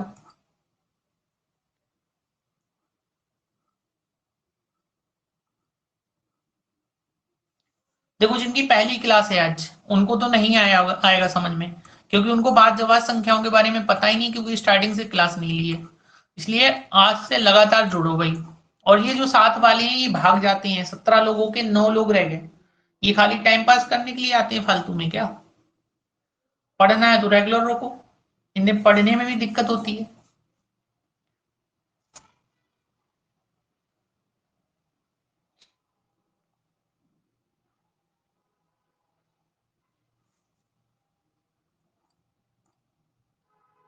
अगर टाइम का इशू है तो टाइम बता दो, चेंज हो जाएगा। किसी को टाइम का इशू आ रहा हो तो हम उसी हिसाब से एडजस्ट करें सब लोग, कि अगर टाइम आगे पीछे करना हो थोड़ा सा। चलो इसको सॉल्व करो फटाक से। कितना आया?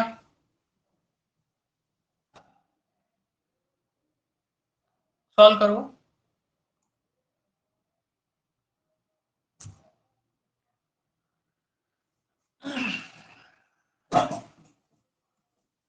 एक। ओके, देखो n एक पूर्णांक है। पूर्णांक का मतलब पॉजिटिव भी हो सकता है, नेगेटिव भी हो सकता है। अब बस हमें थोड़ा सा दिमाग लगाना है। देखो ये है n, अगली संख्या है n+10, अगली संख्या है n+14। अब हमें ऐसा मान सोचना है कि इसके इसके बीच में तो है गैप 10 का। कितने का गैप है? 10 का। लेकिन इसके बीच में गैप है 4 का। तो 10 का गैप कब बन सकता है अभाज्य संख्याओं में? कि पहली संख्या तो हम ले लें 3, पहली क्या ले लें 3, बाद में ले लें n की वैल्यू 3, तो 10 और 3 कितना हो गया? 13, यानी ये वाला नंबर बन गया 13। तो 13 भी अभाज्य है। अगर ये 13 है तो ये +4 होगी, यानी ये संख्या होगी 17। देखो तीनों अभाज्य आ गई। यानी n की वैल्यू कितनी रखनी होगी? 3, यानी एक मान संभव होगा। ठीक है, अब नेगेटिव नहीं रख सकते यहाँ पे, पॉजिटिव ही रखना पड़ेगा। ठीक, तो n की वैल्यू कितनी रखनी पड़ेगी? 3 रखनी पड़ेगी। क्लियर है? ओके, हाँ बिल्कुल सही कुणाल। नहीं आया समझ में? अरे बेटा चलो देखो, हमसे क्या बोला है समझो। हमसे की बोला कि एक संख्या है n, ठीक, एक है n+10 और एक है n+14, तीनों कैसी हैं? अभाज्य हैं। अभाज्य है तो इनके इनके बीच में गैप देखो कितने का है? 10 का है। इसके इसके बीच में गैप कितने का है? 4 का। या तो आप थोड़ा दिमाग लगाओ कि हम n की वैल्यू, अब आप देखो, अगर हम स्टार्टिंग से सबसे छोटी वैल्यू रखें तो हम सबसे छोटी वैल्यू क्या रख सकते हैं? सबसे छोटी वैल्यू रख सकते हैं 2। अगर ये 2 रखेंगे तो ये 12 नहीं हो जाए? तो 12 तो अभाज्य नहीं, तीन है, फिर हम 3 रख के देख लेंगे। अगर ये 3 है तो 10 और 3 कितना हो गया? 13, और यहाँ 14 और 3 कितना हो गया? 17। देखो तीनों अभाज्य आ गई नहीं आ गई? तो यानी n का एक मान रखना पड़ेगा, कौन सा? 3। समझे अब कुणाल? आप समझ में आया कुणाल? Okay, next. चलो अगला करो। देखो कह रहा है निम्नलिखित कथनों में से, निम्नलिखित कथनों पर विचार कीजिए। पहला कथन है प्रत्येक मिश्रित संख्या एक प्राकृतिक संख्या है। मिश्रित संख्या कैसी है? एक प्राकृतिक संख्या है। हर पूरी संख्या एक प्राकृतिक संख्या है। दिए गए कथनों में कौन से सही हैं?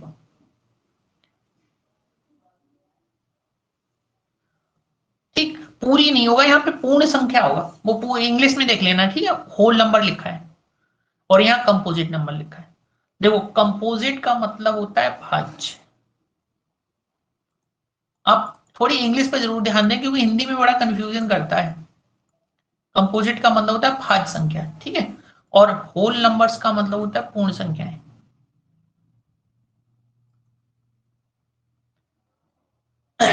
अब कंपोजिट नंबर हमने बताए क्या होते हैं? जैसे 4 है, 6 है, 8 है, जो किसी से कट जाए वो कैसे होते हैं? कंपोजिट नंबर होते हैं। होल नंबर क्या होते हैं? 0, 1, 2, 3, 4, ठीक, ये होल नंबर्स होते हैं। अब कह रहे हैं देखो प्रत्येक मिश्रित संख्या एक प्राकृतिक संख्या है। तो बिल्कुल हमें पता है प्राकृतिक संख्याएं क्या होती हैं? 1, 2, 3, 4, 5, 6, 7, 8, ऐसे ये यही तो होती है। तो देखो 4 कैसी है? कंपोजिट नंबर है लेकिन प्राकृतिक भी तो है। ठीक, 6 अगर हम देखें तो 6 क्या है? कंपोजिट भी है प्राकृतिक भी है। 8 कंपोजिट भी है प्राकृतिक भी है। तो पहला ऑप्शन सही हो गया।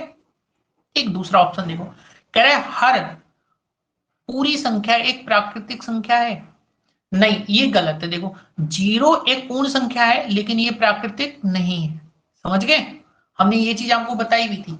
0 पूर्ण संख्या होती है ना कि प्राकृतिक। ठीक है, तो इसलिए हर पूर्ण संख्या यानी होल नंबर प्राकृतिक प्राकृतिक संख्या हो ऐसा जरूरी नहीं है। 0 को छोड़कर बाकी अगर पूछता तो सारे नंबर प्राकृतिक होते हैं। ठीक है, तो ये ध्यान रखो। तो कौन सा सही? ओनली 1।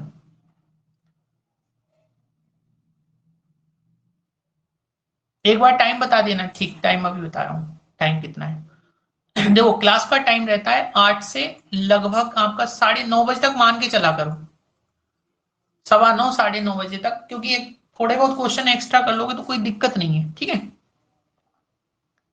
नेक्स्ट क्वेश्चन देखो,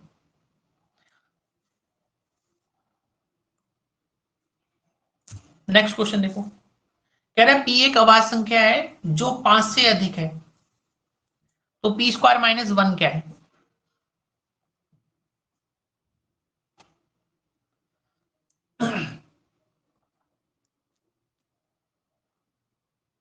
देखो पहला ऑप्शन क्या है, नेवर डिविजिबल बाई 6, यानी वो हमें कभी भी 6 से विभाजित नहीं होगी। नेवर का मतलब होता है कभी भी नहीं, इतनी इंग्लिश आती होगी खैर, ठीक। सेकंड ऑप्शन है ऑलवेज डिविजिबल बाई 6 एंड मे और मे नॉट डिविजिबल बाई 12, यानी 6 से तो विभाजित होगी लेकिन 12 से हो भी सकती है या नहीं भी हो सकती है, ठीक है। ये सेकंड ऑप्शन ये है, ऑलवेज डिविजिबल बाई 12 और and may not divisible by 24, यानी 12 से तो विभाजित होगी लेकिन 24 से विभाजित हो भी सकती है और नहीं भी हो सकती है, ठीक है, ये ऑप्शन है। लास्ट में ऑलवेज डिविजिबल बाई कितना है 24, ठीक। अब देखो कुछ नहीं है, करे 5 से बड़ी है वह संख्या पी, किससे बड़ी है? 5 से बड़ी है। देखो 5 से क्या है, बड़ी है।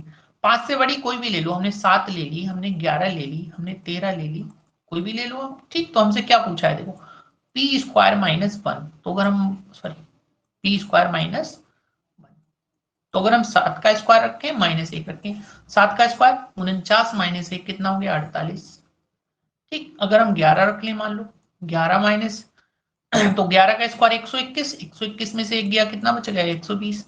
अब आप एक चीज देखो, पहला ऑप्शन क्या है, 6 से विभाजित नहीं होगी तो गलत हो गया, 6 से विभाजित होगी, 6 48 6 दूनी 12, ठीक। अगले देखो B option, always divisible by 6, हाँ 6 से हमेशा विभाजित होगी लेकिन 12 से हो भी सकती है नहीं भी हो सकती है, ऐसा किसने कहा, 12 से हमेशा हो रही है, इसलिए दूसरा भी गलत हो गया। तीसरा ऑप्शन देखो, कह रहा है ऑलवेज डिविजिबल बाई 12, 12 से हमेशा विभाजित होगी लेकिन 24 से हो भी सकती है नहीं भी हो सकती, ये भी गलत है, क्योंकि 24 से देखो 24 दूनी 48, 24 पंजे 120 हमेशा हो रही है।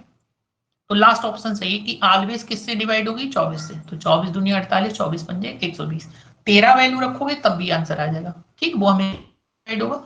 तो लास्ट ऑप्शन सही है हमारा, ठीक है, क्लियर है, डी राइट, बिल्कुल राइट।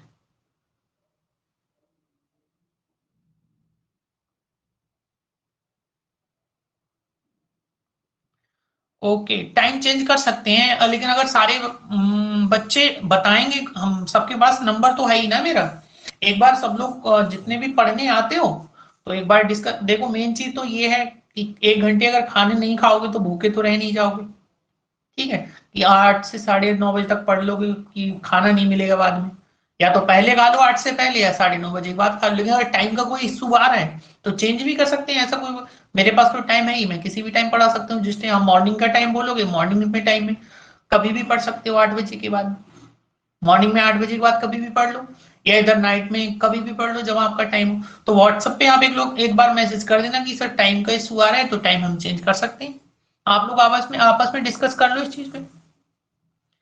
अच्छा चलो ठीक, हाँ टाइम चेंज कर सकते हैं, सबसे अच्छा टाइम है। हाँ वैसे मैंने तो यही सोच के रखा है ना कि ये टाइम ऐसा है सब लोग खाना खा के फ्री होते हैं, इतने टाइम पढ़ाई के अलावा कोई काम तो होता नहीं है, ठीक, तो 8 से 9 आराम से पढ़ लिया करो, मैंने इसीलिए ये टाइम रखा था कि सब लोग, मेन चीज क्या है, सारे काम से छुट्टी होके ये टाइम रहता है, तो आप अगर टाइम का इशू आ रहा है तो टाइम तो चेंज कर ही देंगे, उसमें कोई हमें प्रॉब्लम थोड़ी ना है, आप जिस टाइम बोलो सब लोग डिस्कस कर लो तो हम टाइम चेंज कर सकते हैं। चलो अगला क्वेश्चन देखो यार, अगला क्वेश्चन करो, पी एक अभाज्य संख्या है जो 3 से विभाजित है, 3 से अधिक है, तो पी स्क्वायर को 12 से विभाजित करने पर शेष क्या होगा? सिंपल क्वेश्चन है, सेम क्वेश्चन है और इजी क्वेश्चन है।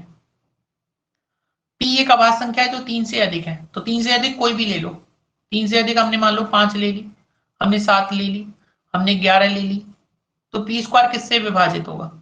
तो पी स्क्वायर को 12 से विभाजित करने पर शेषफल क्या होगा? तो 5 का स्क्वायर कर लो, 5 का स्क्वायर कितना हो गया 25, 12 से भाग करो, 12 दूनी 24 कितना बचेगा 1। ठीक, ऐसी 7 का स्क्वायर देखो करोगे, 7 का स्क्वायर कितना हो गया 49, 12 से भाग करोगे 12 चौक 48 कितना बचेगा 1। यानी हमेशा हर कंडीशन में 1 बचेगा। ठीक है, इजी क्वेश्चन है। गांव के बच्चे मोस्टली फ्री होते हैं। हाँ वो तो बात सही है। चलो कोई नहीं, वो टाइम का जो डिस्कशन है वो भी हो जाएगा। ठीक है, उसकी चिंता ना करो। बाकी अभी क्वेश्चन करो। बाकी भी मैं ग्रुप बना दूंगा तुम्हारे टीचमेंट का अलग से। ठीक है, फिर उस पर डिस्कस कर लेंगे सब लोग एक बार।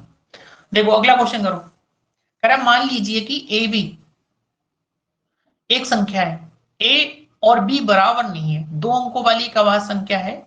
इस प्रकार है कि बी ए भी अभाज्य संख्या ही है, तो ऐसी सभी संख्याओं की संख्या क्या होगी। बहुत इंपॉर्टेंट क्वेश्चन है। ठीक है, ऐसे 2 क्वेश्चन है बिल्कुल। एक तो उन संख्याओं का जोड़ पूछा गया, ये दोनों क्वेश्चन पूछे गए हैं। ठीक, कि उन संख्याओं का जोड़ क्या होगा, और अगला क्वेश्चन है वो संख्याएं कितनी है, कि ऐसी कितनी संख्याएं अगर उनको पलट दें फिर भी वो अभाज्य ही बनती है। चलो अब देखो कौन कौन सी हैं, चलो समझाते हैं। या करोगे इसको फिर, तो समझाना पड़ेगा, एक बार बता दो जरा।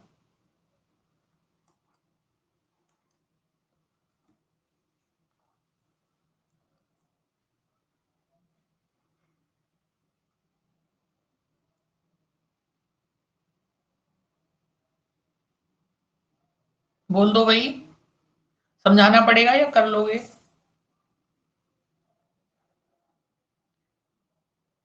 2 क्वेश्चन और करते हैं फिर ऑफ करते हैं क्लास आज, फिर नेक्स्ट क्लास में करते हैं।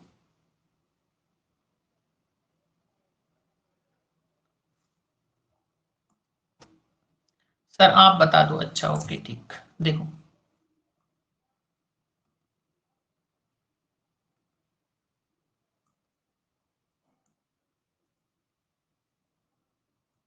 देखो क्या बोला है, ए और बी कोई अभाज्य संख्या है।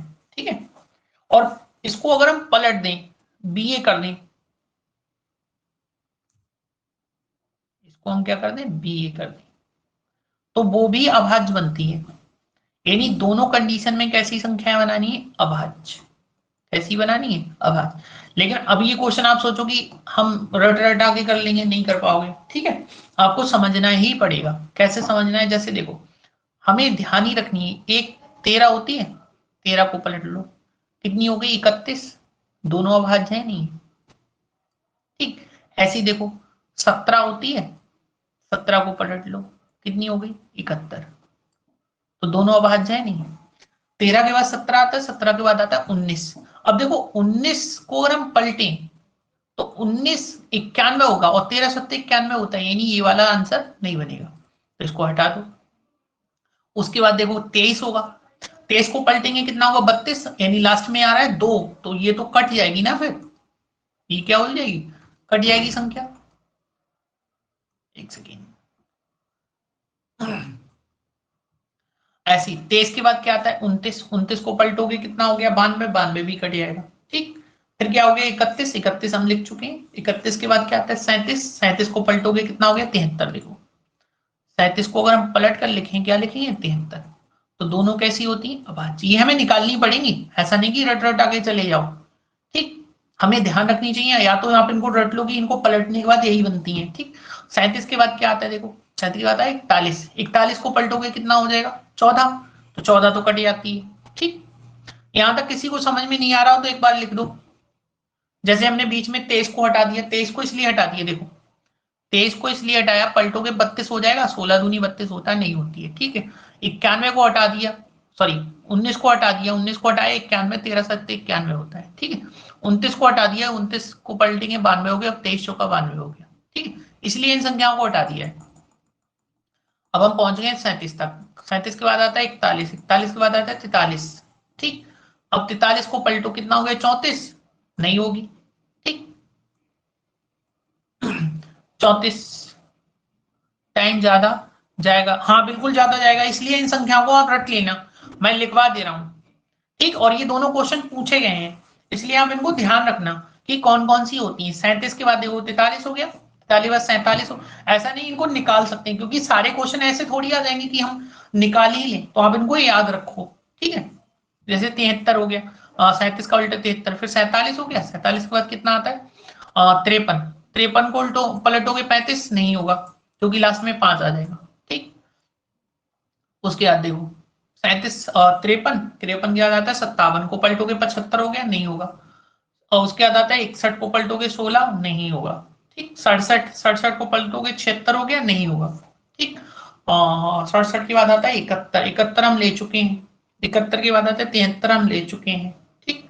73 के बाद कितना आएगा 79, हाँ ये हो जाएगा, तो 79 को पलटोगे कितना हो जाएगा 97, 79 के बाद क्या आता है 83, तो 83 को पलटोगे नहीं बनेगा, ठीक। अब इसके अलावा देखो 83 हो गया, 87, 87 ले लो, 87 को पलटोगे 78 हो जाएगा। तो देखो कितने नंबर है, 1 2 3 4, 1 2 3 4, 4 और 4 कितने हो गए टोटल 8, ठीक। ऐसे कितने नंबर है टोटल, 57 नहीं होती है, हाँ बिल्कुल नहीं होती है, 57 को पलट लो 75 हो जाएगा, वो 75 5 से कटता है, ठीक है, इसलिए नहीं होगी। तो आप इनको रट लो, आप क्या करोगे इसको रट लोगे। टोटल कितने नंबर होते हैं 8, कौन कौन से होते हैं 13, आप ऐसे 8 रख लो, 13 17 37 और 79, 4 रट लो, उनको पलट के लिख लेना, 13 17 37 और 79, ठीक है। ये नंबर याद रख लेने आपको, इनको पलटकर जब लिखेंगे तो वो भी अभाज्य बनेंगे। तो टोटल कितने नंबर होते हैं 8। अब अगला क्वेश्चन इसी पे बेस्ड है, अगला क्वेश्चन इस पे क्या बेस्ड है, इनका जोड़ पूछा गया है, इनका क्या पूछा गया है जोड़। तो देखो अगर हम इनको जोड़ेंगे 13 31 plus 17 plus 71 plus 37 plus 73 plus 79 plus 97, तो आप देखो ऐसे जोड़ लो देखो 13 को और 97 को जोड़ो 110 हो गया, 37 को और 73 को जोड़ो 100 हो गया, कितना हो गया 100 नहीं 110 हो गया, सॉरी 110। अब इधर देखो इसको 79 को और 31 को जोड़ो, ये भी 110 हो रहा है। अब इधर कितना बच गया 88 और बच गया, तो ये हो गया 11 3 33 330 प्लस 88, 8 और 3 11 यानी 418 आंसर हो जाएगा, ठीक है। तो दोनों क्वेश्चन रट लेना आप, ये समझ गए ये चीज, आप बिल्कुल इसका चाहे स्क्रीनशॉट ले लो, बहुत इंपॉर्टेंट है ये। अब इसी पे बेस्ड दोनों क्वेश्चन थे हमारे।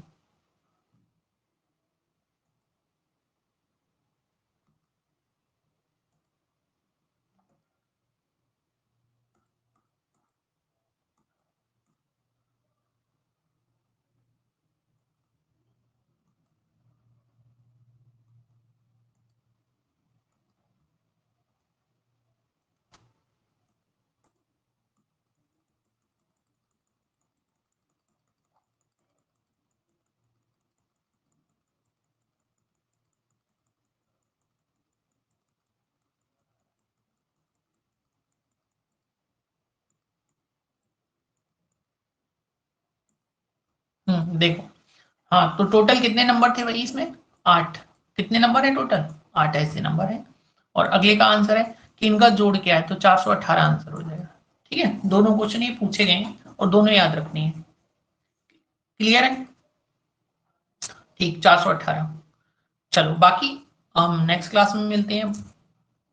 और आप जितने साथ वाले हों तो आप लोग एक काम करो भाई, आप लोग थोड़ा शेयर तो कर दो, जैसे हम लोग पढ़े भी तो कम से कम 15 बच्चे तो हो ही हो, तो मजा भी आएगा थोड़ा पढ़ने में। आप थोड़ा कोशिश करो, साथ वालों से कहो कि क्लास लें आके। और ऐसा नहीं है कि इतने टाइम कोई बिजी होता होगा, मोस्टली सब फ्री ही होते होंगे, मोबाइल चलाते होंगे या कुछ ना कुछ करते होंगे, ठीक है। तो आप कोशिश करो यार कि सब लोग जुड़े ज्यादा से ज्यादा, तो थोड़ा अच्छा भी लगेगा पढ़ाने में। ओके, चलो bye, good night, thank you.